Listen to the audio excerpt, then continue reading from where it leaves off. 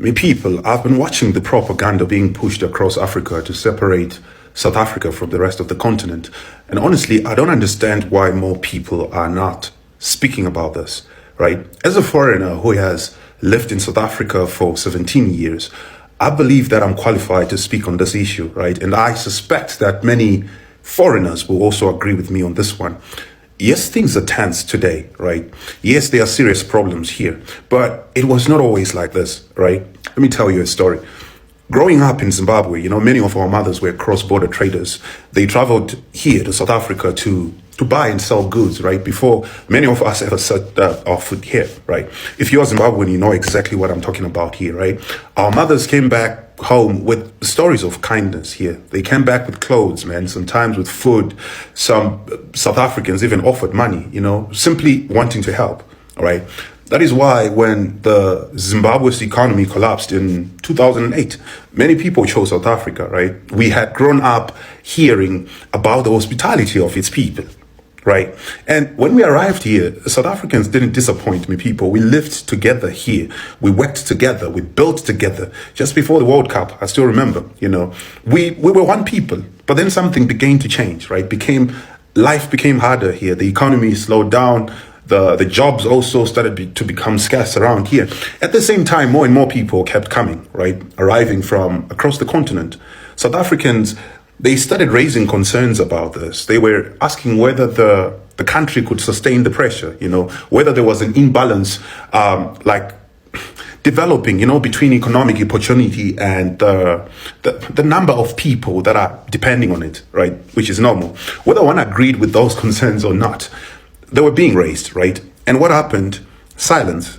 The political class ignored the conversation. They waited for the pressure to just die down. Then it came back again. They were ignored again and again, year after year. This is what was happening. Meanwhile, unemployment, it continued to rise. The economy also stopped growing. Everyone knows this. Then, frustration, it continued to rise. That's what you would expect, right? Now we have reached a point where the issue can no longer be ignored. What we've been sweeping under the carpet for years now, we can't ignore it anymore now. The carpet here has become lumpy. It's causing people to fall, right? So we are now forced to confront what should have been addressed a long time ago. And the truth is, it's not good, my people. It's not looking good. This is why I get frustrated when I see Africans looking at South Africa and reducing everything happening here just as, South Africans are xenophobic, and that's it. That's not analysis, my people. That's intellectual laziness. Africa will not be built by slogans, me people, not by emotions. We are too emotional right now, and that needs to end. Africa will build by our willingness to confront difficult conversations. And as a Pan-African, I believe that this situation requires all of us, my people. What is happening in South Africa is not merely a South African crisis. And I keep talking about this. It is a regional crisis, right? And when you consider migration pressures, there is unemployment, government failures, economic instability, the conflicts that are going on across the continent, you quickly see that it's a continental issue now. So you cannot solve continental issues with national conversations alone. That's what we're talking about here. South Africa needs Africa to listen, not to attack them, not to label them, not to dismiss them, just to listen, right? Because Pan-Africanism itself is not the refusal to discuss problems, me people. It is the courage to discuss them, but honestly, for a change, right?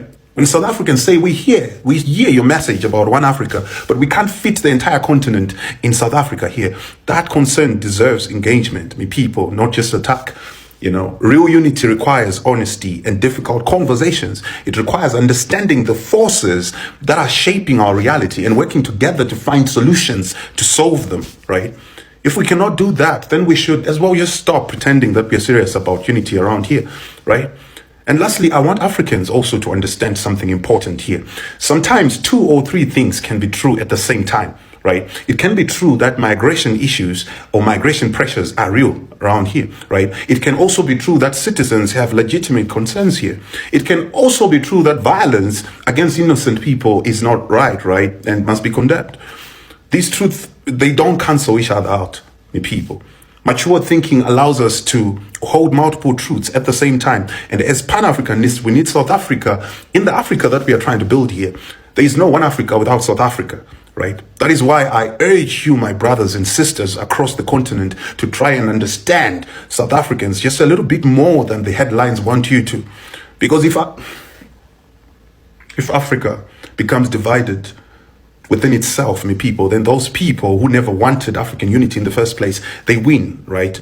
We can't allow that. Think about it. Proudly xenophobic. South Africa is an irresistible magnet for criminals from all parts of the world because the criminal justice system is incompetent and its officers are infinitely corruptible and prisons are as comfortable as hotels. Serious crimes like drug dealing, which warrant a death sentence elsewhere, may not even warrant imprisonment in South Africa, depending on quantities involved. This leniency is dictated by our respect for human rights. Human rights are a boon to foreigners in South Africa. In practice, human rights of foreigners are superior to those of citizens. There is even a Chapter 9 institution, the South African Human Rights Commission, which employs foreigners to specialize in asserting the human rights of other foreigners over the rights of South Africans. Foreigners who come from countries with absolutely no human rights enjoy in South Africa human rights that even South Africans don't enjoy. Many South Africans, including Jacinda of March and March, often say they wish they were refugees who are never called xenophobic when they demand their excessive rights, often at the expense of South Africans. Despite the fact that youth unemployment in South Africa is the highest in the world, the president of South Africa insists that he has international obligations to refugees of the world that must be given job and business opportunities in South Africa ahead of South Africans, despite the plight of South Africans. The South African president is always the first to accuse South Africans of xenophobia when they complain about this situation. Actually, there is worse provocation that South Africans are not permitted to complain about. South Africa probably has more drug addicts than per capita than any other country in the world.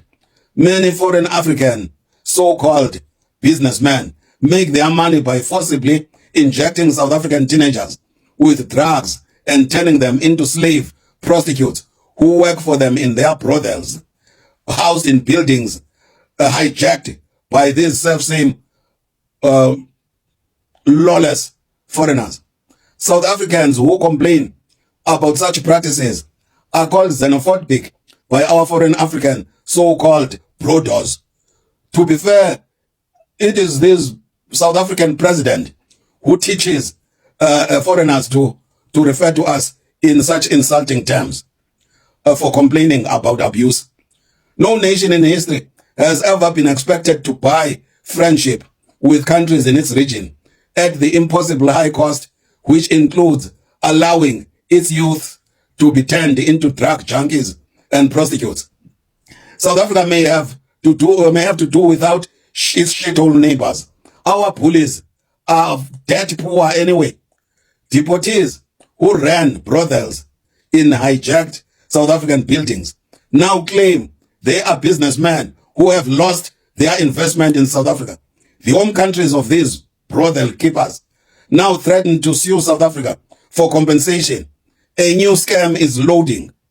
The question of the capture of small business by foreigners has been known to Ramaphosa for a long time. In fact, during the 2019 election campaign, Ramaphosa was already promising his voters to act decisively to throw foreigners out of this business sector. He was, of course, lying, as has been his practice throughout his political career. On June 7, Ramaphosa addressed the nation